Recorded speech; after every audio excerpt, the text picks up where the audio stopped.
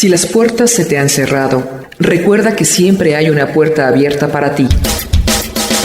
Puerta Abierta, un programa con el doctor Guillermo Torres.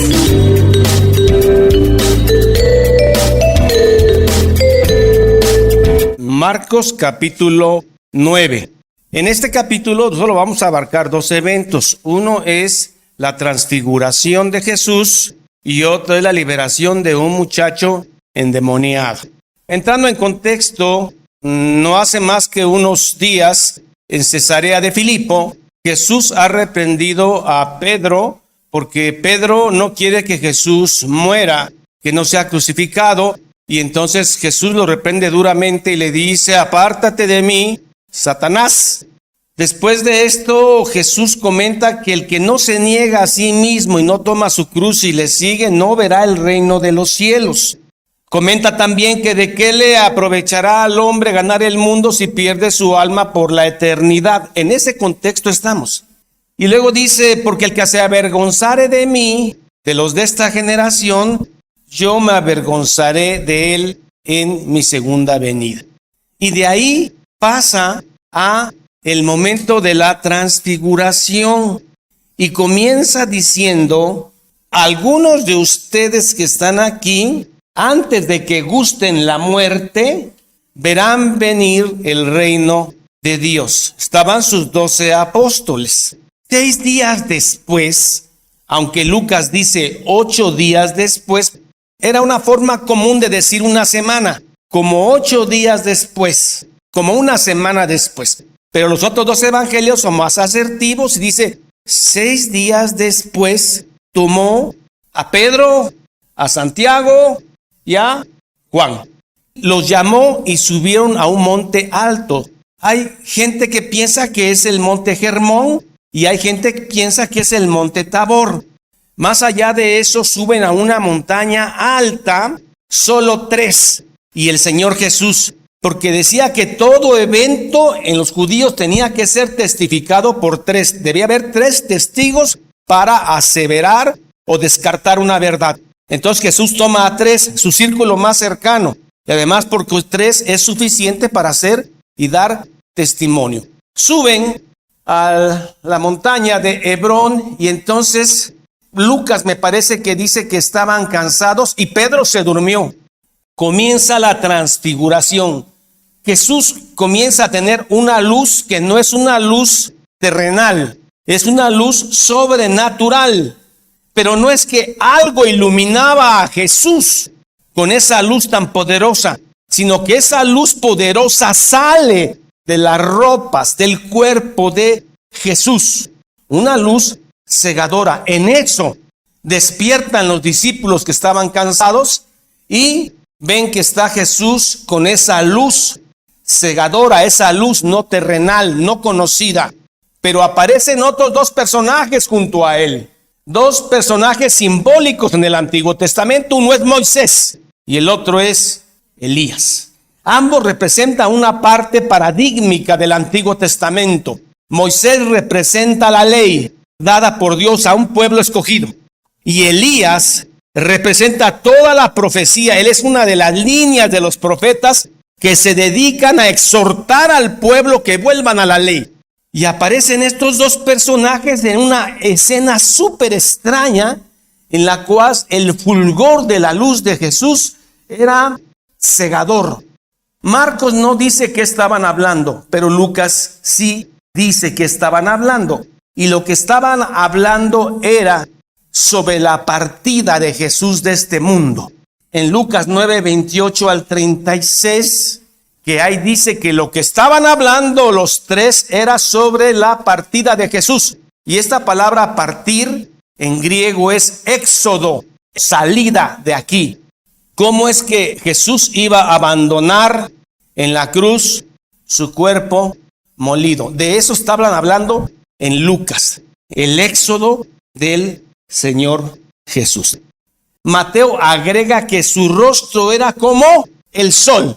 ¿Puede usted ver el sol directamente? No, es una luz que lo ciega. ¿Qué está pasando en la transfiguración? ¿Qué quiere dar a entender Cristo en la transfiguración? ¿Qué pasó con el cuerpo de Cristo, que era 100% hombre, 100% divino? ¿Qué pasó en ese momento? ¿Y para qué pasó? Lo que sucede en la transfiguración es que Dios, Jesucristo, no permite que su cuerpo terrenal impida ver la gloria de su cuerpo divino, aunque sea por solo un instante. Esa es la transfiguración, que el cuerpo terrenal de Cristo con el cual iba a ser crucificado no impide ver la gloria divina del cuerpo glorificado de Cristo con el cual iba a resucitar. Esa es la transfiguración. Aparece el cuerpo glorificado de Cristo a través de una luz cegadora, sin perder la forma física, porque sus discípulos los identificaron. No sabemos cómo identificaron a Moisés y Elías, pero los identificaron. Vieron la gloria de Cristo. Pero el Antiguo Testamento que dice que aquel que ve la gloria de Cristo muere. Yo lo quiero llevar a Éxodo 33, que es donde se da un evento similar. Éxodo 33 y 34. Éxodo 24 es cuando Moisés va a hablar con el Señor, y cuando él regresaba de hablar, traía en su cuerpo una luz extraña, una luz divina que iba desapareciendo con el tiempo. Pero el Señor está enojado con el pueblo de Israel, tanto que le dice: yo los voy a llevar a Canaán, pero no voy a ir yo, va a ir mi ángel, va a ir el ángel con ustedes. Y Moisés dice: si tú no vienes con nosotros, no vamos. Porque si Jehová no viene con nosotros, no somos diferentes a los pueblos del mundo. Pero si Jehová viene con nosotros, sí vamos, porque quiere decir que la presencia de Dios está con nosotros. Y ahí está el regateo de Moisés. Después nos saltamos a Éxodo 33, donde Dios le dice que ya los ha perdonado, porque se han arrepentido. Pero además sí los castigó un poco, porque el tabernáculo de reunión, Dios le dice a Moisés que lo quite de ahí y que lo ponga fuera del campamento. Si alguien quiere ir al tabernáculo, tiene que salir del campamento. Una vez perdonado, como que Moisés agarra fuerza y garra y dice: Señor, no hay manera que te dejes ver, aunque sea un poquito. Quiero ver tu gloria, quiero conocerte físicamente, cómo eres. Y el Señor le dice: como has ganado gracia ante mí, y es más, ya conozco tu nombre, así va a ser. Entonces Dios prepara el momento en que la presencia de Dios va a pasar cerca de un mortal, Moisés. Pero dice: para que no quedes desintegrado, te voy a esconder abajo de esta peña. En una hendidura de la peña te voy a meter, pero además te voy a cubrir con mi mano para que no desaparezcas. Y Moisés dice: pues sí, con tal de verle, aunque sea un poquito de cómo es él. Aparece la gloria de Dios y empieza a romper peñas, cerros, y Moisés empieza a temblar. La mano de Dios cubre a Moisés para que Moisés solo pueda ver las espaldas de Dios, los lomos. No vio toda su gloria porque iba a morir. Y entonces la Biblia dice en Éxodo 33 que Moisés vio las espaldas de Dios. Yo le quiero definir qué son las espaldas de Dios para que entendamos. Lo que vio Moisés de la naturaleza de Dios, transformada en una luz cegadora que se designa como espaldas de Dios. ¿Qué es lo que vio Moisés? Vio una luz cegadora.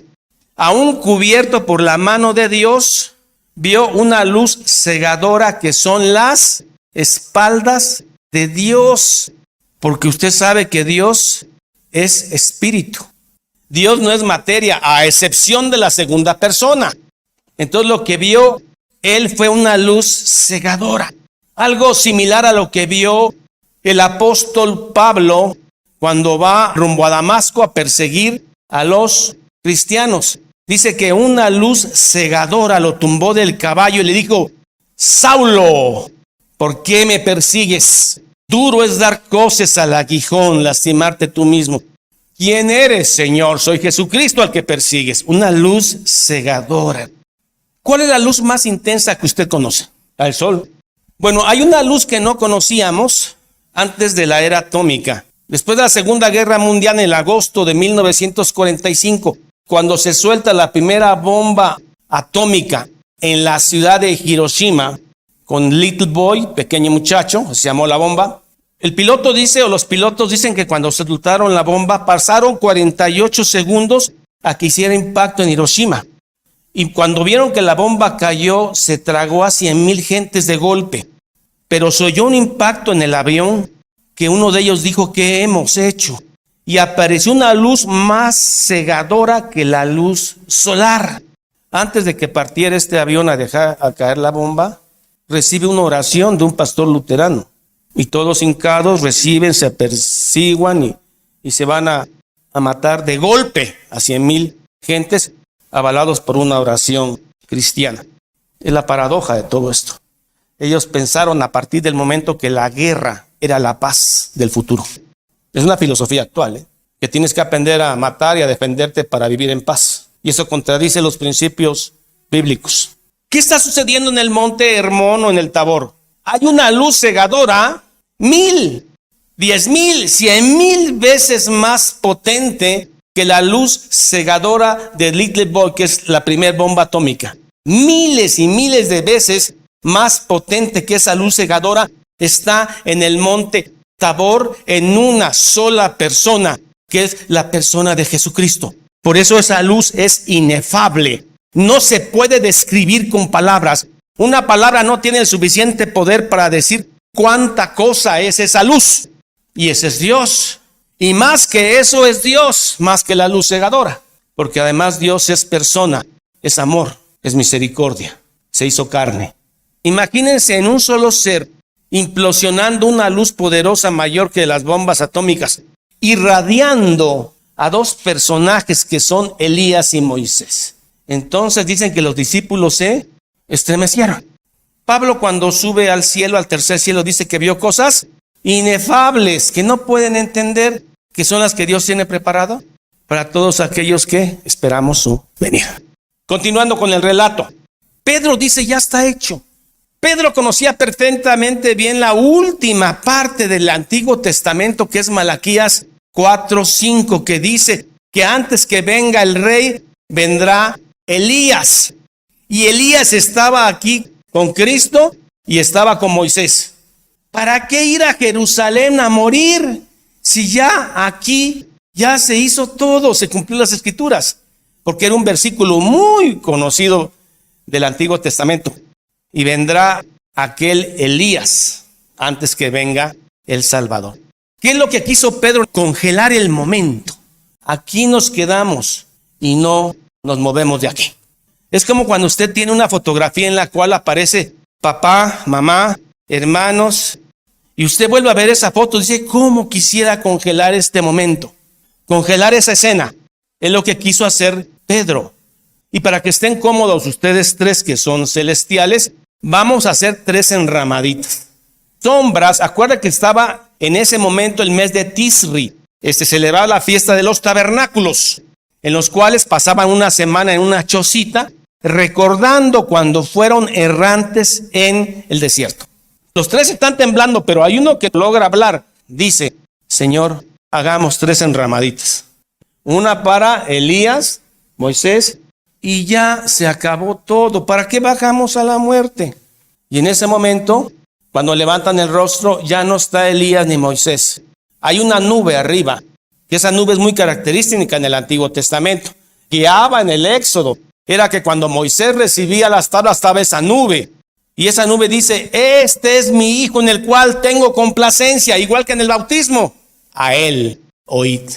Ya no oíd a los profetas, ya no oíd la ley de Moisés. No quiere decir que la estamos desechando. Ellas son el ayo, son el maestro rudo que nos llevó a la gracia. Ahora oíd al maestro, que él es la gracia. De él profetizaron, de él se hizo la ley. Ahora a él oíd. Y entonces la luz cegadora se empieza a apagar. Y vuelve otra vez Jesús con su cuerpo humano, que le iba a servir para ser crucificado. Pero al menos 3 testigos ya vieron el cuerpo glorificado. Esa es la transfiguración, y haciendo una analogía con lo que pasó con Moisés. Vamos al texto. 6 días después, Lucas dice, Jesús tomó a Pedro, a Jacobo y a Juan y los llevó aparte solos a un monte alto y se transfiguró. La palabra es metamorfosis, meta más allá, morfé, forma, más allá de su forma humana, expresó su forma divina. Se transfiguró delante de ellos tres, y sus vestidos se volvieron resplandecientes, muy blancos como la nieve, tanto que ningún lavador de la tierra los puede hacer tan blancos. Que es un blanco no terrenal, que es un blanco divino, que es un blanco que nosotros no conocemos. Así de blanco es. A Moisés tuvieron que meterlo en una grieta, que usted sabe que Dios no tiene mano, ¿ah? Porque es espíritu, pero con una mano cubrió a Moisés. La pregunta es aquí, ¿quién cubrió a estos tres para que esa luz cegadora no los matara? Es Cristo el mediador, y por eso estos tres no murieron, porque Cristo a partir de ahora es el intercesor, el que muere por ti. Por eso no hubo necesidad de cubrirlos con una mano ni ponerlos atrás de una montaña. Y les apareció Elías con Moisés, que hablaban con Jesús. Aquí no se dice que hablaban, pero Lucas dice lo que hablaban. ¿Cómo iba a ser la partida de Jesús aquí en la tierra? O sea, el éxodo, partida. Entonces Pedro dijo a Jesús, Maestro, bueno es para nosotros, tanto para ti como por los tres, que estemos aquí y hagamos 3 enramadas, una para ti, otra para Moisés y otra para Elías. Y aquí nos quedamos, y de aquí iniciamos el reino, y de aquí no hay cruz, ni hay muerte. Desde aquí vamos a mandar. Pedro no quería la cruz, quería la gloria. Sin cruz no hay gloria. Aquel que no es capaz de llevar la cruz de Cristo no verá la gloria. Bueno es para nosotros que estemos todos aquí. 6. Porque no sabía lo que hablaba, pues estaban espantados. Esta palabra espantado solo aparece 3 veces en el Nuevo Testamento. Una cuando encuentran la tumba vacía, otra no recuerdo en dónde, pero la otra aquí que es sobrenaturalmente asustados. Acababan de ver la luz divina. Pedro cuando se ponía nervioso hablaba mucho. Una enramada, aprovechando que es la fiesta de los tabernáculos, mes de Tisri. Una enramada. Porque no sabía lo que hablaba, pues estaban espantados los tres. Entonces vino una nube que les hizo sombra, y desde la nube una voz que decía, igual que en el bautismo, este es mi Hijo amado, a él oíd. No oigan a los seres humanos que llevan una doctrina contraria a la Biblia. Oigan a los seres humanos en los cuales usted verifique en su Biblia que están hablando lo que Cristo dijo, porque entonces a él oíd. ¿La gente quiere regresarla al judaísmo? No. El judaísmo fue anterior al cristianismo, fue un ayo, fue un medio, fueron sombras, luces de lo que había de venir. Pero ahora a él oíd. ¿Cómo se oye al Señor? A través de lo escrito, a través de su logo, su palabra. Este es mi Hijo, a él oíd. Y luego cuando miraron no vieron más a nadie consigo, sino a Jesús solo. Se acabó la transfiguración. Se le acabó la luz divina a Jesús y todo ese lugar donde implosionó o explotó 1000 bombas nucleares a través de un solo ser se había ido. Ahora quedó con el cuerpo terrenal que sufre, le da sed, le da hambre. Eso fue la transfiguración. Dejar ver, no permitir que el cuerpo humano bloquee el poder divino del cuerpo glorificado de Jesús. Comienzan a descender. Lucas agrega que pasó un día entre lo que había pasado en la parte alta del cerro y el descenso. Ya hay 3 testigos allá. Y Dios le dice, mientras no digan nada. Tantos milagros que has hecho. Y la primera recomendación, no se lo digas a nadie. Ahora, nosotros 3 que sufrimos tanto, por poco nos infartamos a ver esa luz, nos dices que no digamos nada. Primero, porque si lo dijeran, probablemente iban a querer hacer rey a Jesús. Pero un rey terrenal, un rey bélico, un rey que con poder tumbara a Roma y volviera otra vez el prestigio de Israel. Por eso él dijo, no digáis eso a nadie. También porque otra razón, no puedes entender todo esto si no lo juntas con la crucifixión. Y Jesús todavía no había sido crucificado.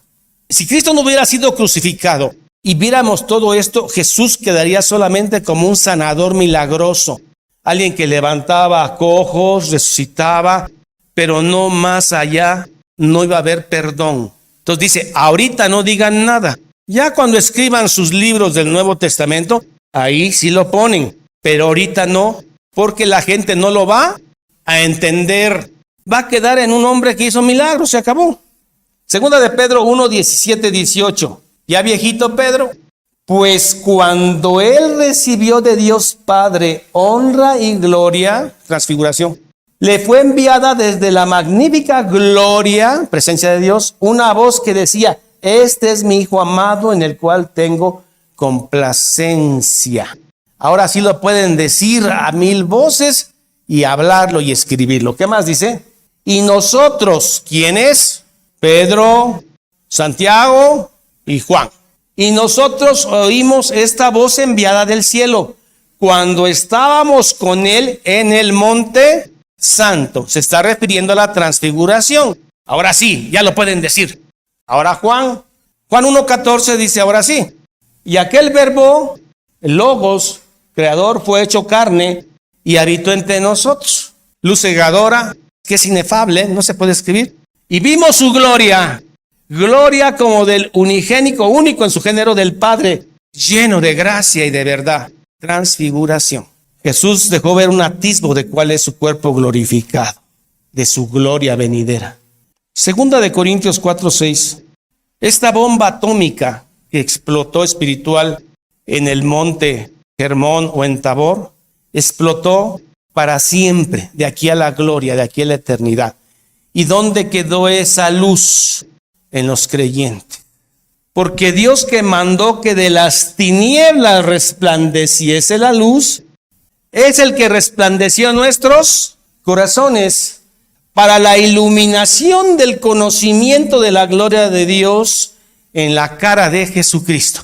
Cierto que se apagó ahí en el cerro, pero de ahí salió para todas las generaciones hasta que Cristo venga. ¿Y dónde se quedó esa luz? En el corazón de los que somos creyentes para el entendimiento de quién es Cristo. Y eso va a ser hasta el fin. Hebreos 1:3 que dice de esta luz, el cual, siendo el resplandor de su gloria, una misma esencia, el Padre, el Hijo, de la misma sustancia, consustancial, tan igual el Dios Hijo como el Padre, pero dice el cual, siendo el resplandor de su gloria, están hechos de lo mismo, pues. El Padre y el Hijo y el Espíritu Santo. Y quien sustenta todas las cosas por la palabra de su poder, ¿quién sustenta esa piedra que está en el río? Porque esa piedra, si no tuviera leyes físicas que le fueron dadas, se separan sus átomos y explota por sí misma o implota, o sea, truena hacia adentro. Esta silla, si no tiene cohesión de átomos, se separa y deja de ser silla. Usted, los animales y las piedras, si no fuera el que sustenta a Cristo con su poder, no estaríamos presentes. Él sustenta toda su creación. Todos los seres humanos, claro que unos reciben gracia común y otros gracia salvadora. Todos los seres humanos, los animalitos, las piedras son sustentadas por Dios para que haya un orden. Y en sustenta todas las cosas con la palabra de su poder, habiendo efectuado la purificación de los pecados, por medio de sí mismo se sentó a la diestra. ¿Dónde más se quedó esa luz? Mateo 13:43. Cuando sea la segunda venida del Señor Jesucristo, dice, entonces los justos, los verdaderos creyentes, resplandecerán como el sol en el reino de su Padre. Cuando la gloria venga, brillaremos como sol con esa luz divina que los apóstoles vieron en el Tabor, con un cuerpo divino inefable. El que quiera creer, que lo crea. ¿Que tiene oídos? Oiga. Ahorita somos anónimos en una multitud sin rostro, pero en ese día los hijos de Dios brillarán. Y descendiendo ellos del monte, les mandó que nadie dijesen lo que habían visto, sino cuando el Hijo del Hombre hubiere resucitado de los muertos, después de haber sido crucificado, hasta entonces podrían hablar. Y guardaron la palabra entre sí discutiendo qué sería aquello de resucitar de los muertos. ¿Cómo? ¿Pedro, Juan y Jacobo no sabe qué es resucitar un muerto? Si han visto a Jesús levantar muertos. Si en el Antiguo Testamento se levantaron muertos. ¿Qué no conocen eso? Lo que ellos no entendían es cómo este ser divino que se acaba de transfigurar va a morir y va a resucitar. A eso se están refiriendo. ¿Cómo está eso? Vienen platicando entre ellos. 10. Y guardaron la palabra entre sí, discutiendo, ¿qué es eso de resucitar de los muertos? Pero no se aguantaron.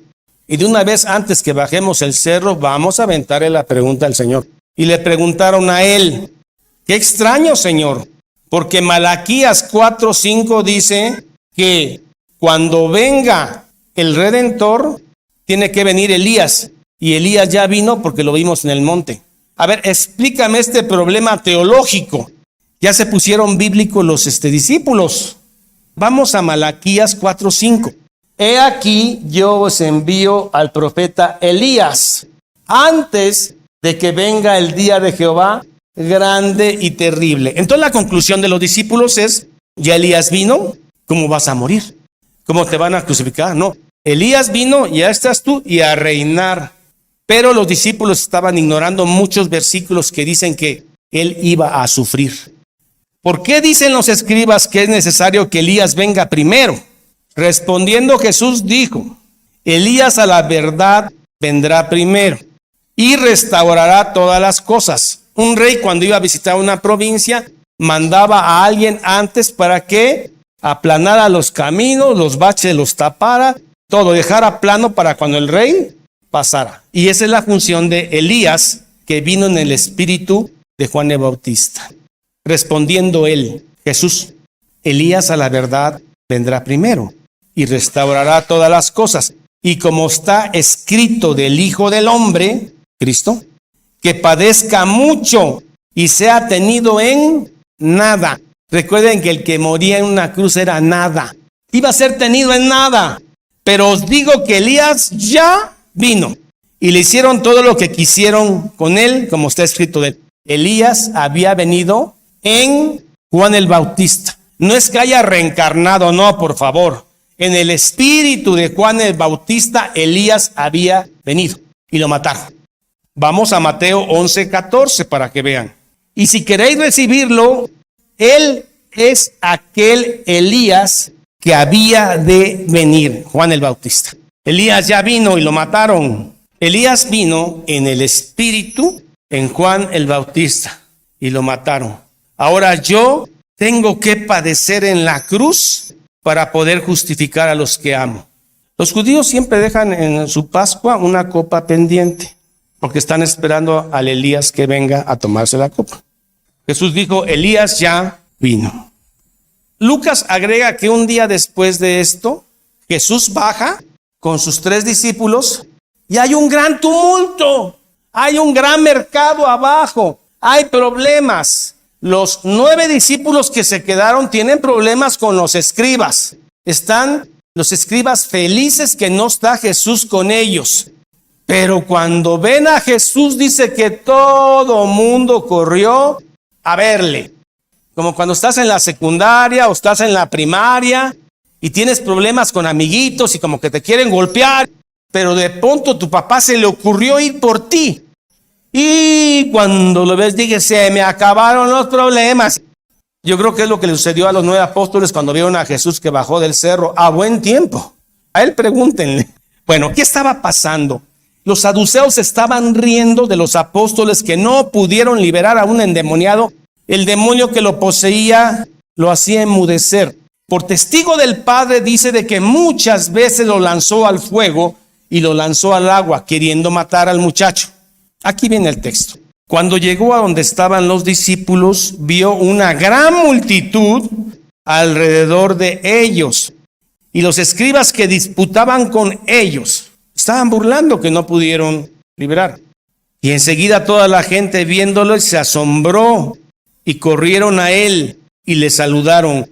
Y él les preguntó a los discípulos, ¿qué disputáis con ellos, con los escribas? Y entonces cuando los discípulos iban a contestar qué es lo que estaban peleando, de pronto se oye una voz desesperada de un padre que dice, Maestro, te vine buscando a ti, pero no estabas. porque tengo un hijo endemoniado y ellos no han podido sanarlo. El desagrado de Jesús por la falta de fe, no solo de los discípulos, del pueblo mismo y de los saduceos, que no estaban buscando la verdad, sino destruir la verdad. Oh generación, ¿hasta cuándo he de soportaros? Iban a contestar los apóstoles, pero se oyó una voz más fuerte entre la muchedumbre que dijo, y respondió uno de la multitud, dijo, maestro, traje a ti mi hijo. Lucas agrega que era hijo único, que tiene un espíritu mudo. El papá ya había hecho el diagnóstico, pues también desde chiquito estaba así. Le quedaba muy claro que no era una enfermedad psiquiátrica, sino que era una posesión. ¿Cómo puedes vivir con un niño que está poseso y pese a todo lo quieres? Lo amas porque es tu hijo. Pero este hijo es un estigma porque está quemado y cada vez que lo toma, grita y el pueblo te tiene como un pecador. Pero eso no importa tanto. Lo que importa es el dolor que sientes al ver a tu hijo caer en las llamas o verlo caer en el agua. El cual donde quiera que le toma, lo sacude y echa espumarajos y cruje los dientes y cada vez está más flaco, se va secando. Y dije a tus discípulos que lo echasen fuera y no pudieron. Entonces Jesús se queda viendo a la multitud y dijo, oh generación incrédula, ¿hasta cuándo he de estar con ustedes? ¿Hasta cuándo he de soportar? Traédmelo. Y cuando el Espíritu vio a Jesús, aunque sea en esta última, lo mato, dijo. Sacudió con violencia al muchacho, quien cayendo en tierra se revolcaba, echando espumarajos. Unos teólogos dicen que el muchacho murió y Jesús lo levantó y lo resucitó. Otros dicen que simplemente quedó noqueado. Jesús deja de dirigir la atención al muchacho porque sabe que él lo va a sanar, pero habla con el Padre. El Padre para él es conocido, el Padre de este endemoniado, y sabe cuántas veces ha sufrido cuando el niño se ha quemado o ha caído en agua. Para Cristo el rostro del Padre no es un rostro anónimo, no es uno más en la multitud. Aquí lo que interesa es impactar a la gente sanando al endemoniado. Y el papá, no, lo que Jesús le dice es, cuéntame tu historia, porque el niño sufrió, pero también tú. Me interesa saber qué te ha pasado a ti. ¿Desde cuándo sufres con este niño? Jesús preguntó al Padre, ¿cuánto tiempo hace que le sucede esto? Y él dice, desde niño vengo luchando con él. Son años. Y muchas veces le echa en el fuego, en el agua, porque quiere matarle. Y otro gran problema que se encuentra Jesús aquí, falta de fe. Recuerden que Jesús sanó a mucha gente, a veces sin pedirle si tenía fe, simplemente con el puro toque, pero aquí hay algo diferente. El papá empieza mal. Si puedes hacer algo, que si puedo hacer algo, yo te hice. Yo vi desde que tu niño quedó endemoniado. Yo vi desde que cae en las brasas. Yo vi desde que cae en el agua. Y dices que si puedo hacer algo, desaparécete de mí. Y si Dios permite que nos volvamos a encontrar en otra parte del mundo, y si ya tienes fe, me hablas. Pero así no se entra a hablar con Dios. Pero Jesús nos dijo eso. Jesús es amor, es misericordia y conoce a cada uno como rostro particular. Jesús le dijo, si puedes creer, al que cree todo es posible. Cuidado, porque entonces podemos llevar a confiésalo y créelo. No, aquí es en dónde está tu fe. ¿En la persona correcta? Si tu fe está en la persona correcta, por supuesto. Pero si tú tienes fe en una piedra, pero una fe intensa, esa piedra no obra milagros. Es mejor tener una fe raquítica, pero en la persona correcta, todavía podemos decirle, auméntame la fe. Yo tengo una fe sobrenatural sobre una piedra o sobre una figura de barro, pero esa no hace milagros. Y este hombre tiene una fe raquítica y lo reconoce, pero tiene la capacidad de decir, auméntamela. Señor, estoy actuando como un incrédulo. Auméntame la fe.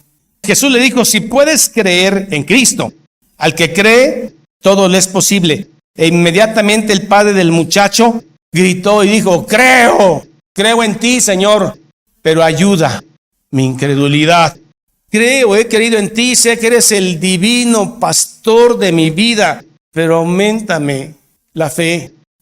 A veces dudo de lo que oigo, a veces dudo de mí si soy creyente.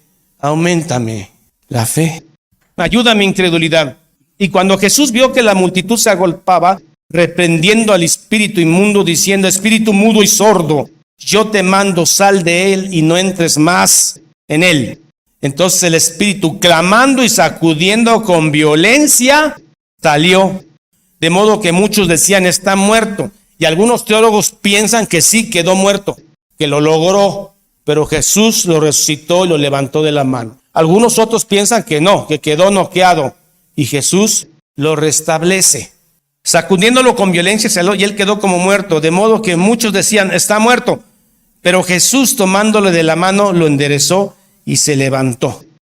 Y Lucas agrega algo que es interesante y dice: y se lo devolvió a su padre. Su hijo estaba reducido a una parte muy pequeña, hablando de alma. Cuando Jesús lo sana, se lo devuelve en todos los sentidos, no solo físicamente, sino como el hijo pródigo que se había ido. Y es la oración de tanto padre con hijo pródigo que le dice: devuélvemelo. Y Jesús no solo lo sana, sino que se lo regresa, se lo devolvió. No quiero que se pierdan clasificando demonios ni ángeles, ni usted investigar qué ángeles son más peligrosos, qué ángeles caídos son más peligrosos. No, porque Dios no nos mandó a eso. El poder de liberar a endemoniados es un poder apostólico. Y entonces, ¿por qué no pudimos rápidamente? Autoconfianza. Ya habían venido contentos en alguna ocasión que los mandó a Siria, diciendo: Señor, los demonios se nos sujetan. No se alegren por eso. Alégrense de que su nombre está escrito en el libro de la vida. Ya había una autoconfianza en ellos, y yo creo que llegaron ante este muchacho que tenía el demonio sordo. A ver, fuera. Y no hubo oración y ayuno, y no hubo dependencia al Señor, y por eso no pudieron. Mateo agrega que es por falta de fe en los discípulos que no pudieron sacar a este género de demonio. No creas que es gritándole, dándole cachetadas al demonio, porque puedes matar al endemoniado, o asustando al demonio a sombrerazos y gritos. No sabes con qué huestes poderosas te estás poniendo. Si a mí me dicen: ay, hay un endemoniado, va a la izquierda, yo voy a la derecha. No me interesa. Si en usted, como verdadero creyente, habita el Espíritu Santo, ese endemoniado se va a sentir de lo más incómodo con la cercanía de usted, porque en usted habita el Espíritu Santo, y el otro es un espíritu inmundo. Por naturaleza él se va a mantener apartado, porque el poder no es de usted, sino es el poder del Espíritu Santo. Hay algo más importante, que es predicar la palabra, porque es la que da luz y entendimiento. Si alguien quiere liberar a un endemoniado, no es en la forma en que se ha establecido la guerra de gritarle, es exponiéndolo a las Escrituras. Porque si lo expone a la Escritura, él puede ser convertido y recibe el Espíritu Santo, y ahí no pueden habitar dos: un demonio, un espíritu inmundo, y el Espíritu Santo. Cuando yo he predicado fuerte, hay gente que se retuerce de coraje, de ira contra lo que estoy predicando. Y en ocasiones deliberadamente me acerco a él al terminar la prédica y se va, rehuye. Eso la gente no lo está viendo, pero tú lo estás viendo en el público y disciernes quién está odiando lo que estás diciendo y quién lo está recibiendo como una dulzura. Pero el Señor nos mandó a predicar el Evangelio, no andar persiguiendo demonios.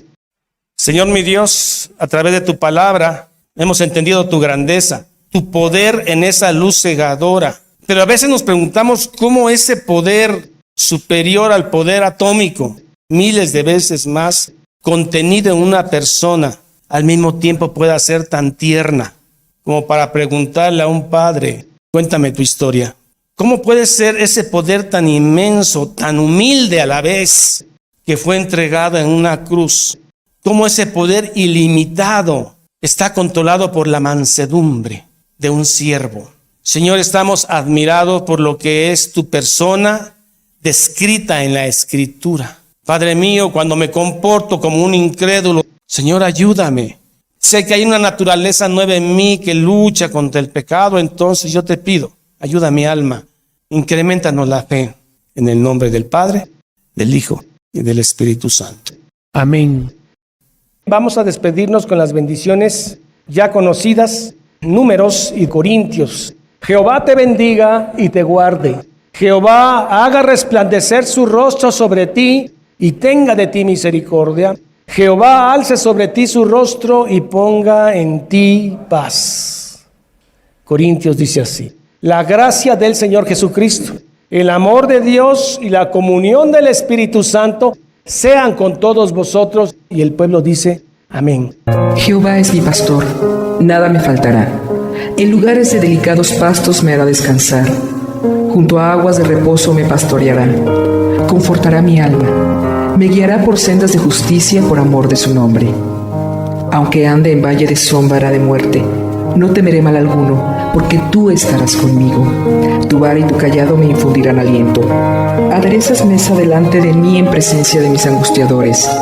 Unges mi cabeza con aceite, mi copa está rebosando. Ciertamente el bien y la misericordia me seguirán todos los días de mi vida, y en la casa de Jehová moraré por largos días. Salmo 23. Esta es la paz que Dios te da a través de su palabra. Busca un grupo de personas que te ayuden a leer e interpretar la Biblia. Te invitamos a escuchar el programa Puerta Abierta con el doctor Guillermo Torres, pastor de la iglesia La Familia de Dios. Todos los días por esta estación.